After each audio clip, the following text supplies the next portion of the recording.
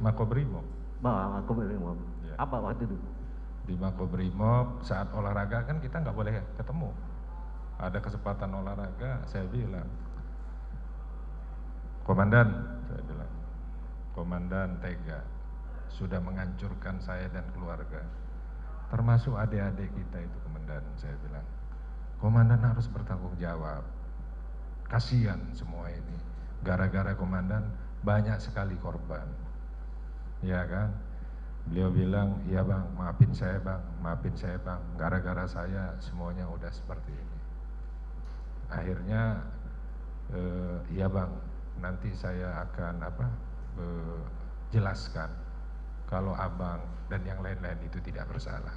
Semua ini berita bohong saya, prank saya yang membawa adik-adik semua. Saat itu dia tahu kalau dia salah. Saat itu dia tahu juga sudah membuat kita ini menderita, ya, sudah menderita, kasihan. Mungkin kita dengar ada yang Adi Makayasa, ya, ada yang tidak tahu menahu sama sekali.